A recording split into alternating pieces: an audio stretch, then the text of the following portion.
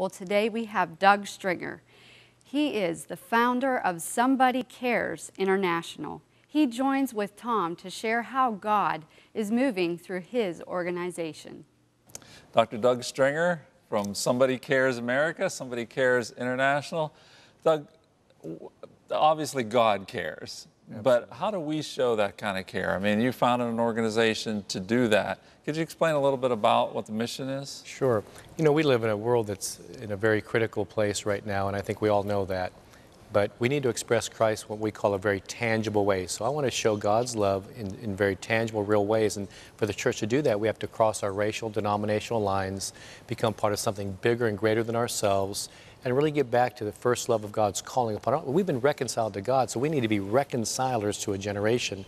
And our first ministry, when we get the revelation of the work of the cross, power of the resurrection, is to be ministers that rescue lives and save souls, and to be witnesses that do that, but also to be ministers of reconciliation. So I believe the church is called for a unique time to be a plumb line, not just of righteousness and justice, but of peace, healing, and hope in a nation and in a world and a culture that desperately needs the presence of the Lord. Well, it seems like that our nation, the world really, is so divided. It is so easy to take really opposite viewpoints and not work together.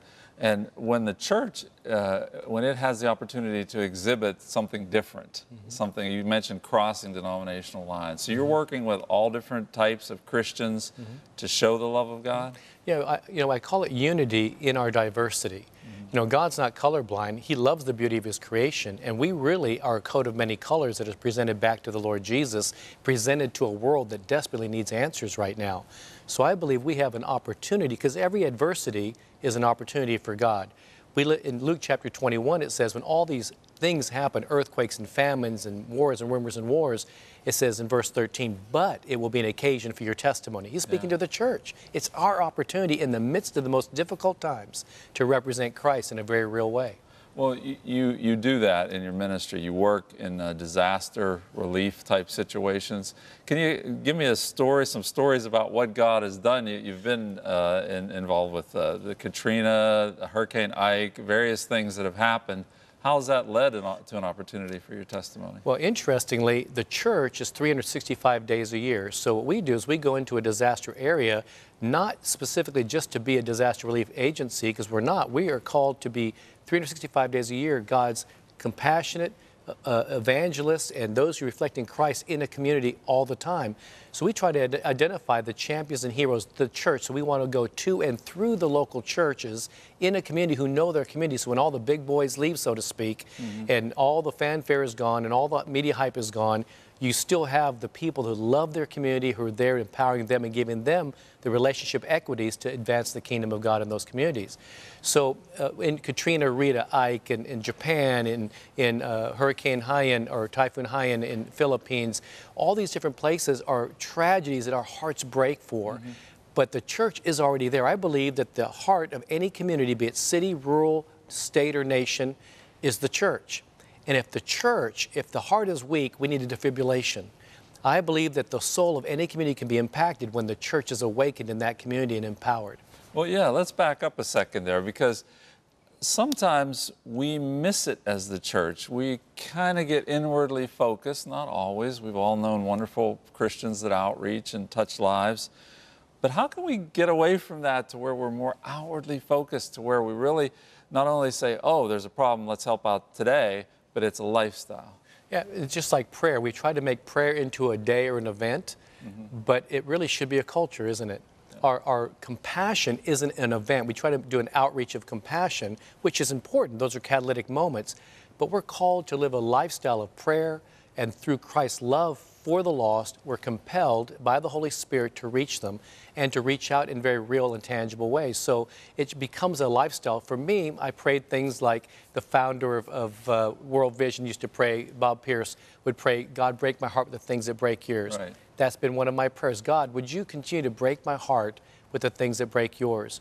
If I have God's heart, I'm compelled to do things that I would not do naturally in my own strength or ability or capacity. Well, you know, that's the thing is when we begin to care about what we see out in our communities. You know, Transforming a community is such an exciting idea, and our communities need that. Have you seen that? Have you seen where God has begun to move and you begin to see a transformation of an entire community? Oh, absolutely. I had the pleasure of being on the board for many, many years for the Sentinel Group, which puts out the transformation films. Yeah. So when we first started in 1999, we only knew of 4 or 5 communities in the world that were experiencing what we considered transforming revival, where the whole community, the church is being used and reaching the community and reaching the 7 mountains, or the spheres that Lauren Cunningham and Dr. Bill Bright used to talk. Spheres of influence in our society. Exactly. Right, yeah. So where the church doesn't necessarily take over, but the church influences at a very great level to all these communities. So, but by 10 years later, by 2009, we could not keep up with over 1,000. So as the world was getting more difficult, God was really doing some incredible things all over the world. We saw whole communities. I've been to visiting many of these communities where you would go in and see where it was total devastation, suicide, young people being killed or committing suicide. We saw no vegetation. And yet when we invited the presence of the Holy Spirit, invited Jesus to come and intervene through the church, to and through the church, it became the beneficiaries, even those who did not understand the church. I truly believe even those who oppose the church today, when the church is in right posture with God, in right alignment, that even those who disagree with this will become beneficiaries.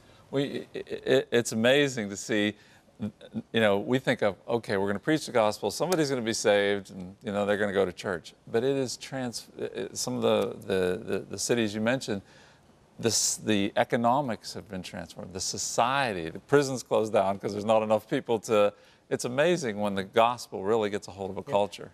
Tom, I've got to tell you, this is so interesting that I decided in Houston we had 300 gangs or posses that we knew of by name. Yeah. So I called it the Adopt a Gang, and I put up a key map of my city in Houston, and I put down where every gang or posse was, asked churches just to adopt them in prayer.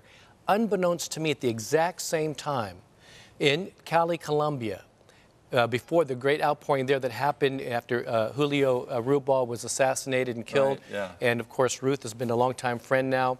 Unbeknownst to us, at the exact same time while they're praying and all that is happening, that the drug cartels and the kingpins of Cali, Colombia were being arrested. The church began to be awakened in that community to where they had all-night prayer gatherings. At the exact same time, the same connections of the Colombia connection to Houston and America was in Houston.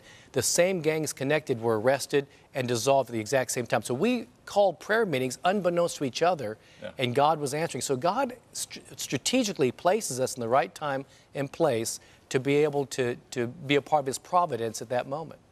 Doug, that is an exciting, it's just exciting to hear that, and that can happen in our churches too and in our communities too. Absolutely. Doug Stringer, thanks so much for being with us. Thank you, Tom.